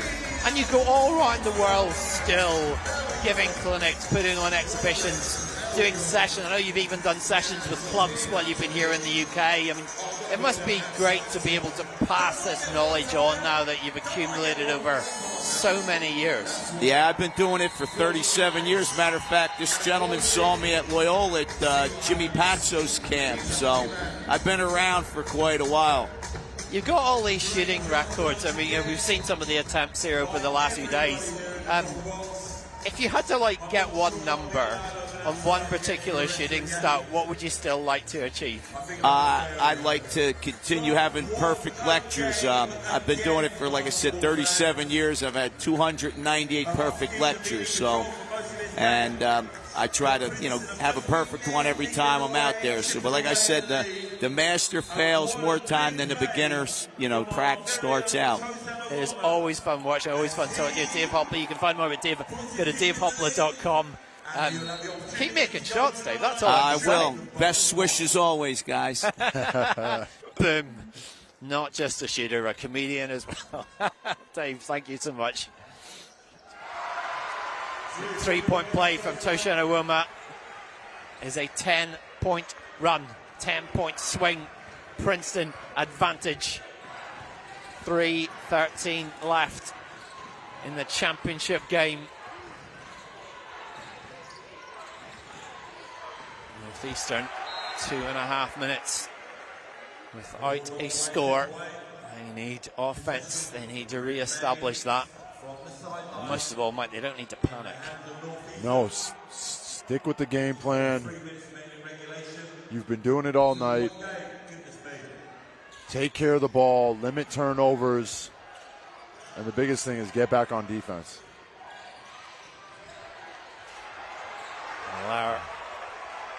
Unforced error. Yeah, Princeton's energy right now on both ends of the floor has been electric. Toshan is coming alive here late in this second half. Incredible bucket for Toshan Awoma.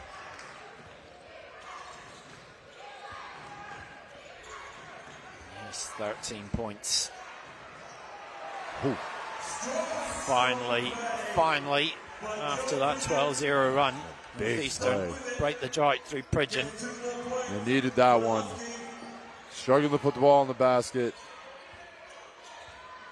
Every bucket counts. There he is. Tyneside Tyro, the Newcastle Nuggets, whatever you want to call him. He is coming up gold for Princeton. All still to play for. Less than 2 minutes left.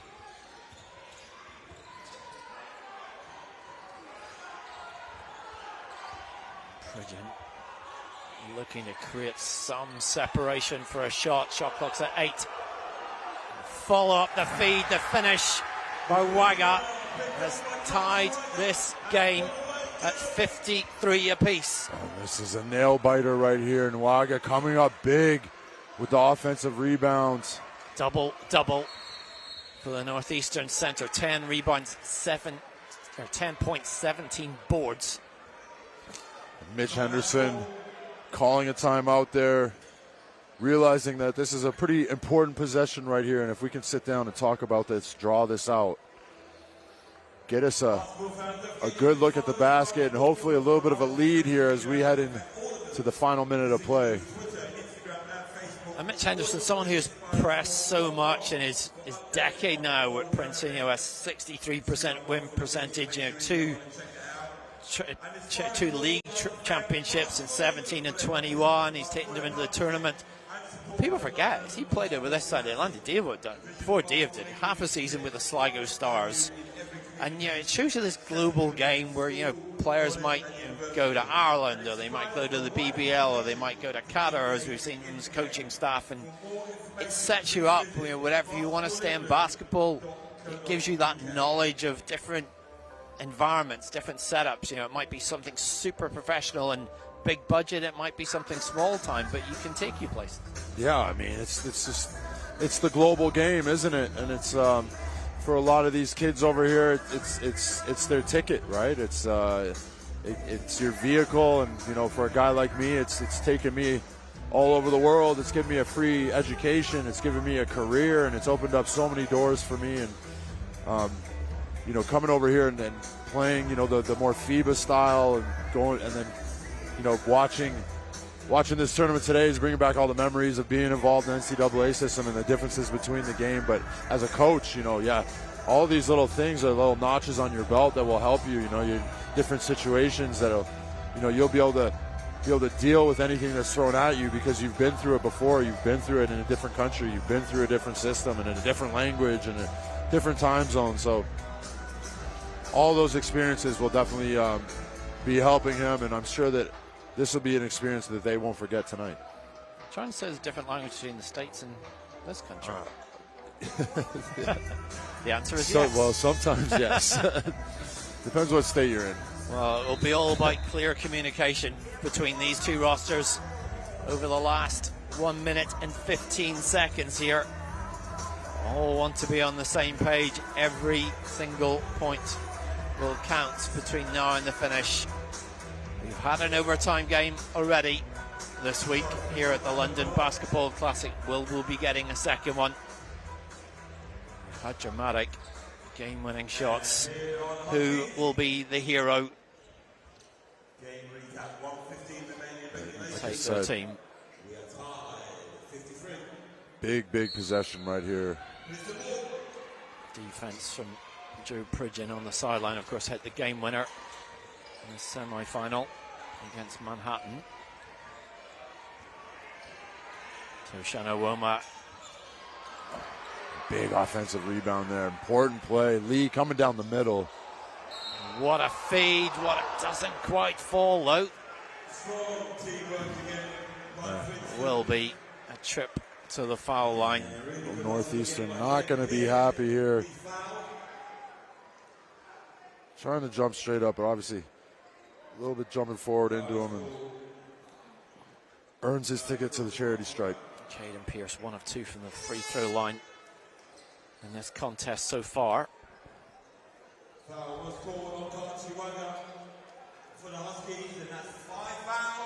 Five fouls though for Kachiwaga, who will go out of the game with 10 points and 17 rebounds. An outstanding performance, an outstanding contribution for him here this early evening, but it will be no more as the Princeton players await the resumption of play. The Northeastern huddle around their coach, Bill Cohen, while time allows for a quick bite of instruction, a quick urging for one final push on this last minute. 56.8 seconds left to be precise as Caden Pierce finally, well, I was going to say finally, then they called timeout. Is that icing the shooter, or is that another strategic move? Yeah, I mean, you do see that a lot there. It's this little small psychological mind game, but I'm sure both these coaches are more focused on getting those extra seconds to talk to their players and get them prepared for the moments ahead. Obviously, we're, tie game here, sitting at 56 seconds left, and every second matters right now. Each possession is so important. It's all about the small things right now, but first things first, let's try and go to this line and knock down 2 free throws. We regather, we reconvene. We await 2 critical free throws.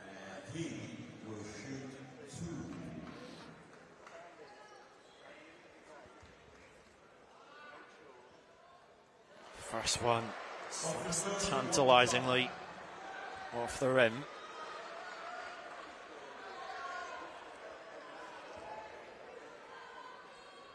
Pierce inhales, regroups, reloads and scores. Give Princeton a 1-point lead. Pierce with 5 points in the game. How vital might that be? What extraordinary play, though, from Matt Oloko. Oloko again protecting the rim. Northeastern running that slice action play, and Princeton, it's the second time he's got that similar shot, but Oloko able to protect the rim, and good defensive play there. Well, Mitch Henderson has called a timeout to set up that offense off Oloko's terrific defensive stand. There he huddles his players around him. 30-second timeout. Important play now. Perhaps 2-shot game.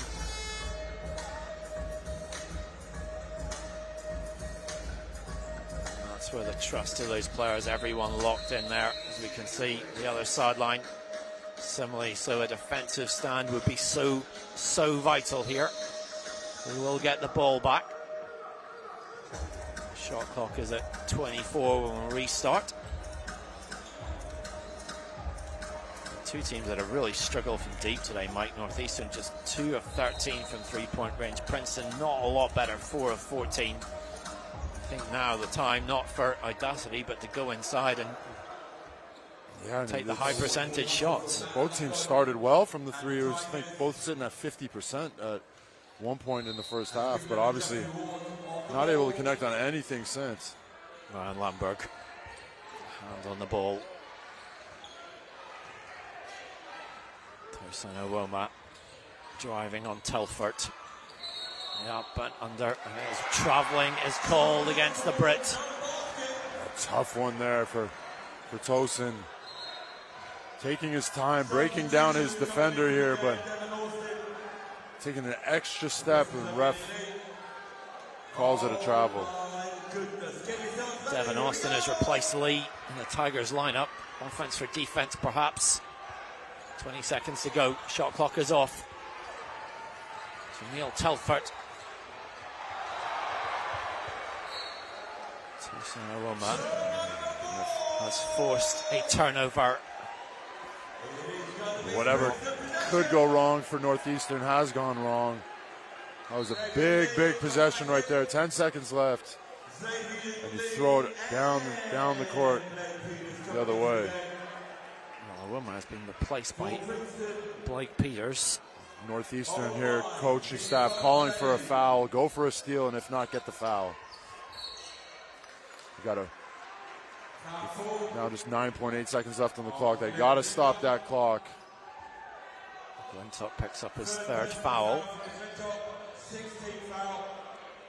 16 foul against the Tigers. And again here, you're going for a quick steal, and if not, you got to foul immediately. Lee is back on, who is such a great shooter.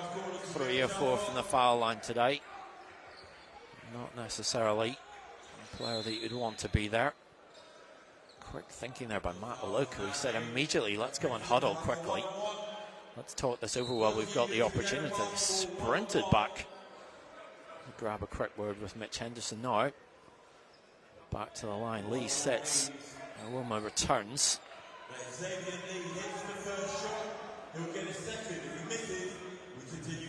Chase Cormier back on the floor for Northeastern.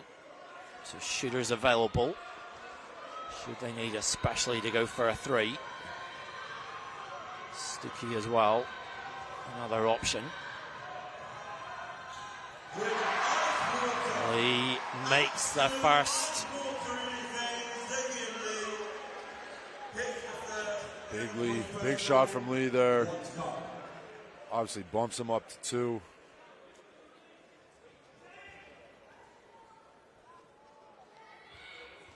Yes, to force Northeastern to need a 3 if they want to force overtime, potentially. Timeout called. Huge shots from Lee. 12 points in this game, 5 of 6 from a 3-throw line, and he's been so impressive in his cameos. I mean, they've talked about him coming here to build his confidence. He'll go home with bags of confidence. Yeah, definitely. You know, he's come out here on a big stage and in a tournament-style play, and been a consistent player for them all night tonight when the team hasn't been at its most consistent. So, and then down the stretch here, icing 2 big free throws to give them that little bit of an edge, a little bit of a lead heading into the final seconds of play. Well, you need a 3 to tie. You look at the box score, you say the odds against Northeastern here. You know, they've really struggled from deep, just 15% on the night. But they'll have to look at the options of how you spread the floor here and try and get a clean shot. Yeah, definitely. You know, we've seen some good three-point shooting displays on Thursday from guys like Stuckey and McClintock, Telford, but you know, McClintock, only guy able to knock one down tonight. He'd be a guy I think that they'd be looking to get a good shot here. Well, it is perhaps fitting that after 2 days of glorious college hoops here in the capital of the UK, when we have seen so much drama, so much excitement, games going back and forth, that the final game potentially is coming down to the final play. They get the ball inside to the Huskies. A foul though, the strategy from Princeton, committed by Awoma. Just 14 fouls for the Tigers. Ample room for manoeuvre. Turner will inbound. Foul once more. Now a 5th team foul. Smart little strategy here from Princeton. They've got fouls to give.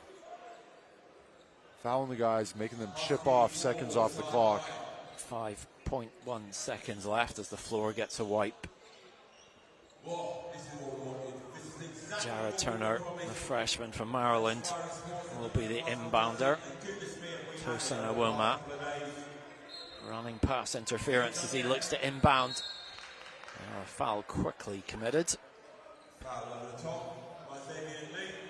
4.7 seconds left. Princeton up by 3. One more foul will punch them into the bonus, 1-1. And another timeout after all that has been called. Northeastern in their huddle, as is Princeton. It has been a fantastic few days of hoops. I was just thinking that. It's just, you know, as a basketball fan, you couldn't have asked for a better final here and a better couple of days of basketball. But and as a player for these guys on the court right here, you know, boiling down to a last-second shot play, you know, these are the moments that you live for, and it's exciting. Remind you again, these two teams next in action next week. Wednesday night, Princeton against Cairn at Jadwin Gym, a 7 p.m. start. And that's for Northeastern on the road, December the 2nd, a 7:30 Eastern tip-off when they head down to Atlanta to visit Georgia Tech. There's someone in Tech colours by coincidence on the big screen here. Fans of all different affiliations. London Lions fans, fans of college teams, fans of NBA teams, fans of no teams, but all can enjoy this.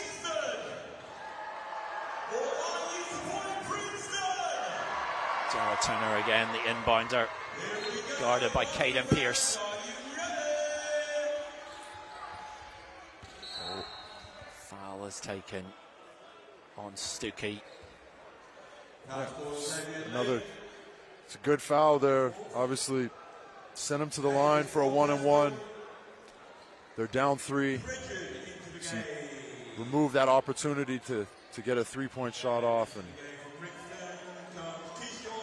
all of a sudden it puts Northeastern in a tougher position.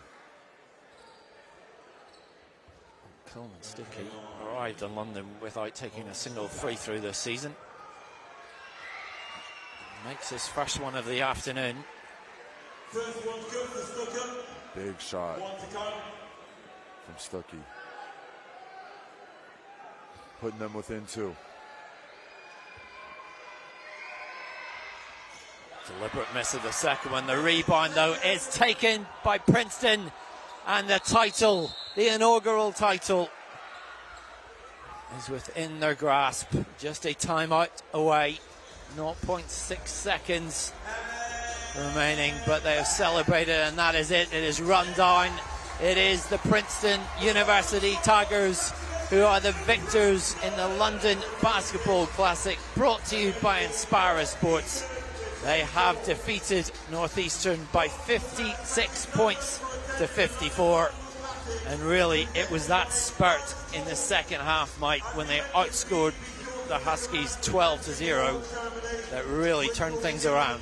Yeah, they just looked like a completely different team, and obviously the offensive struggles of that first half just got erased when they went on that 12-0 run. And this is what you wanted to see. You wanted to see a little bit of adversity, and we got it here. And, you know, obviously Princeton being that team, you know, you got the home country kid, Tosin Awamba, on the team, and he was the kind of the poster boy for the event. So great to see him come alive down the stretch and help will his team to victory. Yeah, 13 points he had in this game. Ryan Lomberg, though, the headline act with 17 points for the Tigers. Terrific performance as well from Keyshawn Kellerman, who had struggled on Thursday night, responded with 7 points and 10 rebounds. Leading all scorers, though, in this game was Jameel Telford. He had 18 points, 6 rebounds. He was such a bundle of energy for Northeastern, Mike. Oh, he definitely was. He was that one consistent player who was really keeping them in the game early on, and, you know, scored 3 in a row very early in the game, and, you know, just very balanced, very poised player, you know, and never gets too up, never gets too low. You know, he was that one consistent guy, but unfortunately between him and Nagwa, you know, no one else really was able to step up. We saw some good moments from McClintock, but they needed a little bit more firepower. They needed 1 or 2 other guys to step up and have a big night tonight. Princeton now 4-2 on the season, but significantly, you come overseas, you know, it can be a grind. There's the jet lag. There's you're climatizing to a new city, new rims, new terrain. It will do so much for them to go here and get the 2 wins before they head back to the States tomorrow. Yeah, I mean, this is, you know, such a confidence builder for this team right here to go 2-0 on the road in a different country. You know, you're getting on a 7-hour flight back, so a huge win for them. And, you know, at the inaugural, you know, London Basketball Classic event, you know, no one can take that away from them now. You know, they are that first championship team. They'll always be in the history books, and, you know, just a big win for them, and great to see it. I think they really deserved it. And there's that, we see there how tight they are. It's that bonding experience now, and there they go, presented with the title. That man, Tosan, in the middle, takes it up, picking up the trophy formally from Mark Mulholland, Gareth McGar and Scott McCarthy of Inspirus Sports. And that goes to... And there will be an MVP prize too. Congratulations to number 20, your very own Tosan Iwoma. Well, he is the home country boy. Yeah, congratulations, Tosan. You got to give a shout out to Ryan Langborg. He had an incredible night. He was that basketball consistent player your for them tonight. 2022 London Basketball Classic champions are down the stretch. Some huge baskets right when they needed him to step up, and he really did step up. Now, we talked about Tosan, it looks like he wants to try and get to the NBA. He wants to feel like he's something that started the game late. And it's been a while since we, in the UK, had an NBA player, at least officially had an NBA player of our own. So we want to say a big thank you to the fans and families of all the participating teams for supporting the 2022 London Basketball Classic stage in the world. It would make such a difference for the game in the UK. Listen, yeah, I mean, he's a kid that I played with in the Basketball England 3x3 camp trials. Very safely. To see him develop over the last 2 years, and then having a chat with him in the hotel lobby the other day. And just, he is really focused on this. He wants to go to the NBA. This is something that's very much on his radar. We shall see you again. And he's a guy that, we talked about this whole week, that he's got all the tools to do it. He's got the size. He's got the athleticism. He can handle the ball. He can shoot the ball. He's a very high IQ player. He's got all the tools to do it. So, now he's got 2 pieces of plastic to take back with him. Now he's holding up a crystal, whatever it's made of, glass. Hey, it's a little bit of silverware, a little bit of icing on top. You love to see it from the home country kid coming back here and doing this, but hopefully he can take these talents and these experiences he's using now and take those up to the next level, which would be, hopefully the NBA. And I guess for some of these players here, I mean, you get caught up in that bubble of your own league or your own team and the results. You hope that some of them might not have thought about playing overseas before. It's a kind of short-term decision sometimes, but if you're moving forward into your junior year, your senior year, when you're thinking about the opportunities, you go, well, actually, I could cope with it. Yeah, I mean, some of these kids probably didn't even, they might not know about the London Lions or where, the Copper Box, and now all of a sudden they're over here and they're playing on a, professional basketball court where a pro team plays. So a lot of these kids, if they can't make the NBA, the Europe or overseas is always the next option. And so having an opportunity to come overseas and kind of get a little insight onto what it looks like is very important. And Princeton, they've performed and they've come and they've been under pressure and they've delivered, and that's what you want when you're a head coach and you're looking to see what your team's made of. And really, therefore, when you head home now with that 4-2 record and the rest of the season beyond you and the conference titles beyond that as well, this could perhaps be the building block that it takes to chase that Ivy League title. Let's ask someone who'll feel those benefits. Mitch Henderson, congratulations, winning head coach. How does it feel? London Basketball Classic, you take home the prize. I'm so pleased. I saw you this morning at breakfast, and you were like, what are the keys? And I was like, don't freak out, try to get it done here. But I tell you what, we were really bad for 35 minutes of the game. It was an ugly game, but really, I'm so pleased. And Tosan, we finally got him going there at the end. And, that number 11 for them is such a tough cover. And our defense saved us. We couldn't score. We've been able to score all season, so really pleased. This is a first-class event. I can't wait to tell other people about it. This is really a cool thing to be able to be here. And it's great. And Tosan Iwoma has joined us, MVP of this tournament. It's not a bad homecoming. Yeah, no, really appreciate everything. Means a lot to be able to do it here. Obviously, been I think the team's been through a lot this season. I've been through a lot with injuries, so I'm just thankful. I could have played better and helped my team earlier in the game, but thankful that we got it done in the end. I mean, you came alive in that second half, and we were wondering, how much pressure were you feeling to put on a show with, I don't know, was it coach loads, car loads coming down from Newcastle to see you play in the flesh? I mean, main thing was just to get the win. I wasn't trying to focus too much on the individual performance, and we did that, so happy about it, yeah. We see him from afar, Mitch. Talk about this guy as a player and how far he's come. Yeah, I mean, I was talking to you last night, he's a very unusual player, and we feel very fortunate that he's at Princeton. And, as much as good of a player he is, he's unselfish, he's humble, and he's a terrific student. He's thriving at Princeton academically, too. So, we're thrilled, and he's also willing to get better. He knows he wasn't perfect tonight, and he's going to work at his game, and that's great when one of your best guys is pushing us to get better. So, and I'm so glad. His family's never seen him play. No one's ever seen him play in person. So really cool for us to be able to come here and do that. And coming here, it's still early in the season. This is only game number 6 for you guys. When you look forward now, how useful is this, Mitch, in terms of building towards conference play and the rest of the year? It's amazing. We went last night to a restaurant, watched USA versus England. And he wore his English jersey, and we wore our American stuff. And I don't know. This is a really special trip, and you've got to use these things going forward. They need to be impactful as you move on throughout the course of the season. And Tosa, I mean, you talked about last night. You got the pub odysseys, taking your teammates out. Just one of the things, probably one of the more fun things you've had to do this week. But how valuable an experience has this been for you, but particularly for your teammates to be able to go to another country, bond together, see places that you'll have seen, but they wouldn't have seen before. Yeah, massive. I mean, this is our second time going abroad, this year, and the first trip brought us together massively, and I think this has done the same. It's a team bonding experience, and we've taken full advantage of it. So yeah, it's been huge. And we're going to put pressure on you. It's been a while since we had a homegrown NBA player.